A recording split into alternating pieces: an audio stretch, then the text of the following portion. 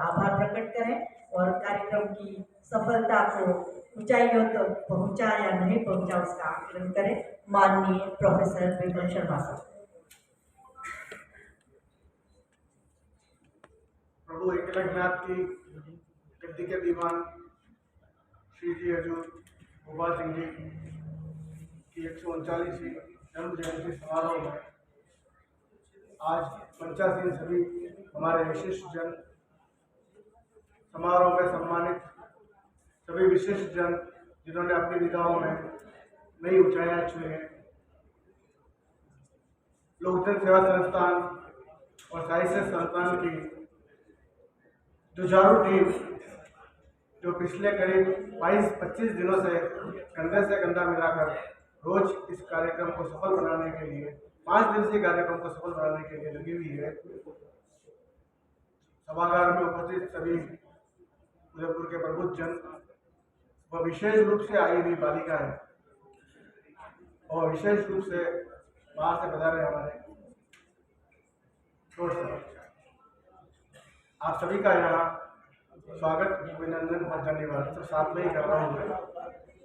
आज हमारा सौभाग्य है कि colonel professor S S Dharmdev साहब जो कि हमारे ही अंग हैं, पर वे हमेशा हमारे मुंह मांगी मुराद को पूरी करने के लिए पूरी छूट दे देते हैं। आज आप समय निकालकर हमारे बीच पधार रहे। यहाँ कुछ बात चली थी शिक्षा को ऊंचाइयों तो पहुंचाने के लिए। मेरा ये मानना है, मैं जीनू भाई से आज तक विद्यापीठ से किसी न किसी माध्यम से जुड़ा हूँ, क्योंकि मेरी माताश्री भी सायकालीन क्लासें यहाँ लिया करती थी महिलाओं की। एक उच्च आकलन करने वाला, अपने आप को एक स्वाभिमानी व्यक्ति का परिचय मैं कर्नल धर्मदेव साहब को मानता हूँ। मैं बातें यूँ फेंक नहीं रहा हूँ क्योंकि आप कर्नल हैं या प्रोफेसर हैं या मेरे मित्र हैं या मेरे को पहचानते हैं। मैं एक उदाहरण के रूप में अपने वाणी को पुख्ता सबूत दूंगा। यूजीसी की टीम नॉर्मली कभी भी अपने आकलन को पुनः आकलन नहीं करती। एक समय आया था जब वो विद्यापीठ का आकलन करके चली गई और उन्होंने A+ देने से उन्होंने अप्रूव नहीं किया A+। पूरी रिपोर्ट चली गई, आपने पुनः रिपोर्ट मंगवाई और पुनः रिपोर्ट मंगवा कर उसमें क्रमबद्ध बिंदुवार बताया कि आपके आकलन इस जगह गलत है, आप पुनः आइए, आकलित कीजिए। अगर आप सेटिस्फाई नहीं होते तो हम आपके आकलन को मान लेंगे। आज सदन की कर्तव्य ध्वनि से मैं आपका अभिवादन चाहूंगा कि आपने अपने कहे हुए पक्ष को प्रूव किया और यूजीसी को अपना पुनर्मूल्यांकन करते हुए विद्यापीठ को A+ देनी पड़ी। विद्यार्थी पुनर्मूल्यांकन करके कभी कभी रीवैल्यूएट का कहते हैं सहानुभूति लेने लगे पास हो जाएगा, पर यहाँ मूल्यांकन ग्रेड बढ़ाने का था। तो ऐसे अगर कर्मठ कुलपति किसी शिक्षण संस्था के होंगे तो अवश्य है उसका स्वर्णिम युग शुरू हो चुका है। आपका धन्यवाद सर, आप समय निकाल कर हमें यहाँ पधारे। आज के हमारे मुख्य अतिथि लेफ्टिनेंट जनरल लड़के सिंह राठौर साहब ने जो विस्तृत जानकारी आपको महाराणा गोपाल सिंह जी के कार्यकाल की दी, वो एक बहुत अविस्मरणीय आकलन किया आपने। आपका तहे दिल से धन्यवाद कि सर आपने एक प्रतिभा को उस रूप में उजागर किया जो हम सब जिसके हम सब ऋणी हैं। मंच पर विराजे मेजर साहब को मैं सुन नहीं पाया क्योंकि आप अभी पधार रहे, पर आपके साधुवाद, आप यहाँ मंच पर पधारे। एक शिक्षाविद हमेशा शिक्षाविद ही रहता है, भले ही वो रिटायर हो जाए। आज मैं पूर्व शिक्षा अधिकारी शर्मा साहब जो मंच पर विराजे हैं उनका साधुवाद देता हूँ कि उन्होंने सबसे शीर्षस्थ पद से सेवानिवृत्ति के बाद जो आपने बच्चे देखे उनके उत्थान के लिए काम करने का जो बेड़ा उठाया, इसके लिए आप धन्यवाद के पात्र हैं। आपका लोकजन सेवा संस्थान की ओर से तहे दिल से शुक्रिया व आभार।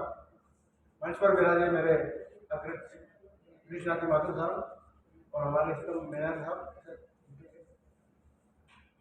सभागार में विराजित लोक जन सेवा संस्थान के पूर्व अध्यक्ष और सारी टीम, संचालन करने वाले दोनों मनीष जी और मैडम व्यास जी, आप सभी का, और जो मैं शायद किसी का नाम भूल भी जाऊं, जो कोई भी व्यक्ति इस समारोह, इस 5 दिवसीय कार्यक्रम और इस मुख्य कार्यक्रम में परोक्ष और परोक्ष रूप में हमसे जुड़ा हुआ है, उन सभी का तहे दिल से धन्यवाद, आभार। और आप सब इस कार्यक्रम के बाद प्रसाद के लिए बता रहे, धन्यवाद। बहुत बहुत धन्यवाद। मैं चाहूंगी कि हम कार्यक्रम का समापन राष्ट्रगान से करें। सभी से मेरी विनती है कि आप अपनी जगह खड़े होकर एक बार राष्ट्रगान करके हम कार्यक्रम की पूर्णाहुति करते हैं। जय जन मन अधिनायक जय हे भारत भाग्य विधाता, पंजाब सिंध गुजरात मराठा द्राविड़ उत्कल बंगा, विंध्य हिमाचल यमुना गंगा, उच्छल जल तरंगा, तव शुभ नामे जागे, तव शुभ आशीष मांगे, गाए तव जय गाथा, जय गण मंगलदायक जय हे भारत भाग्य विधाता, जय हे जय हे जय जय जय जय हे। धन्यवाद। भारत माता की जय, भारत माता की जय, भारत माता की जय।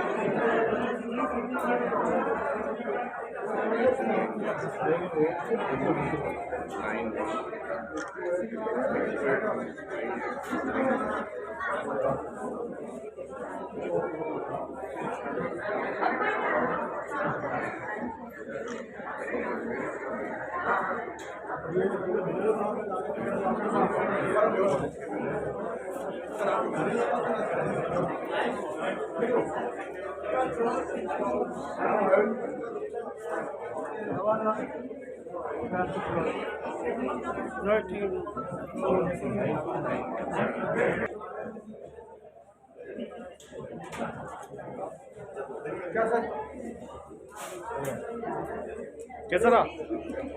कैसा रहा? अच्छा रहा, बढ़िया, शानदार। बोलेंगे यार, बोलो। हाँ, कैसा रहा प्रोग्राम? अच्छा रहा प्रोग्राम। क्यों नहीं, आपका नाम बताइए। अरे यार, फोटो खींची रहा।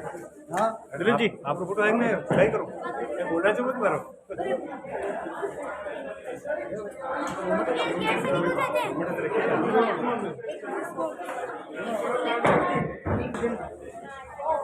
बस। और कहाँ है? अरे और कहाँ बच्चे?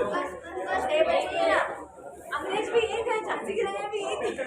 यस सारे किरदार इन्होंने निभाए। यस। आँख क्यों धमका रही है?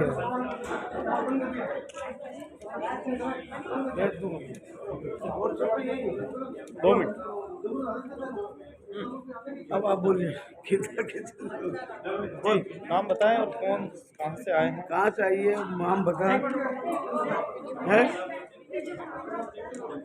क्या बोलो बताओ नाम बताओ ना। मोनिका जी कहाँ से आए हैं। विनोदा निम्बाड़ा विनोदा। जोर से क्या क्या परफॉर्मेंस बच्चों ने किया है। बच्चों ने झांसी की रानी का परफॉर्मेंस किया है, जिसमें झांसी की रानी ने किस तरह से अंग्रेजों को मात दी, वो उन्होंने इसी का किरदार निभाते हुए इसको किया। और संचालित था।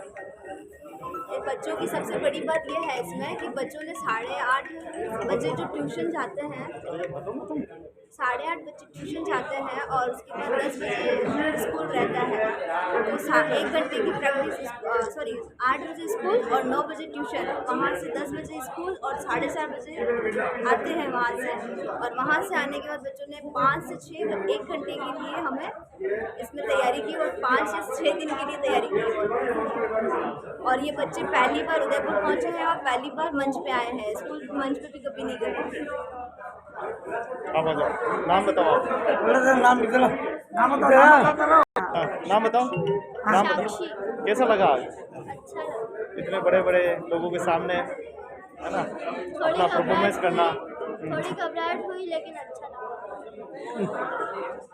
नाम क्या लक्षिता। कैसा लगा। बहुत अच्छा लगा। ठीक आ जाओ बहुत सुंदर यार। नाम बताओ लक्षिता। कैसा लगा। आज बहुत अच्छा लगा। ठीक आ जाओ।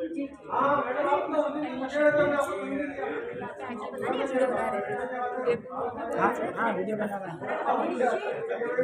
वीडियो बना रहा है। मेरा नाम कृतिका शक्तावत है और बहुत अच्छा लगा।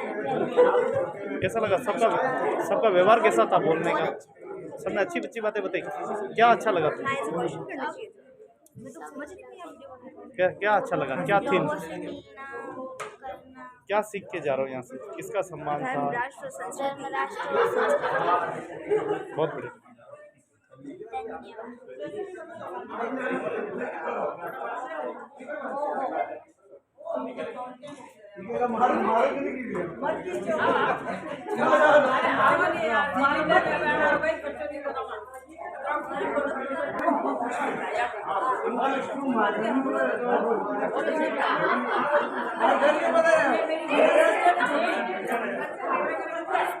करो करो आप बात करो मैं बता रहा हूँ बात करते रहो आप। हमारा संस्कृति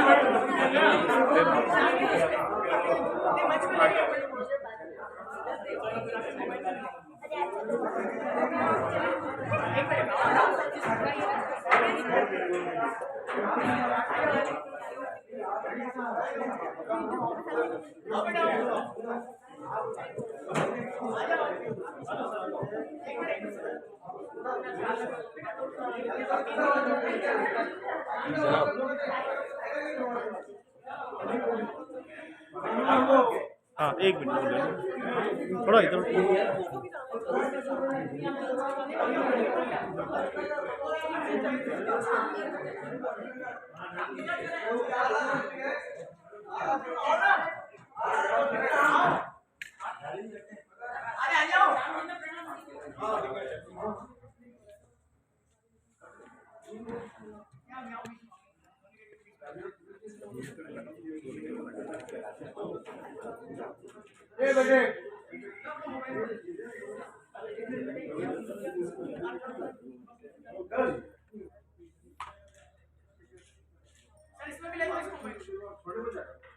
क्या रहा 2 दिवसीय इस कार्यक्रम में क्या देखते हैं आप। कार्यक्रम उसमें मैंने भी अपना पत्र पढ़ा था और कोटा दशहरा मेला जो कि मेरा विषय रहा है इसका संगोष्ठी का 1 दिवसीय संगोष्ठी थी और आज ये सम्मान समारोह था जिसमें काफ़ी लोगों को सम्मानित होते हुए मैंने देखा जो कि बहुत ही प्रेरणास्पद है मेरे लिए खुद भी। और आगे मैं चाहूँगी कि इसी तरह के समाज में कार्यक्रम होते रहें और हमें अंदरूनी प्रेरणा मिलती रहे ताकि हम भी समाज में आगे आने का हमें मौका मिले। नव युवा शक्ति के लिए मेरा यही संदेश है।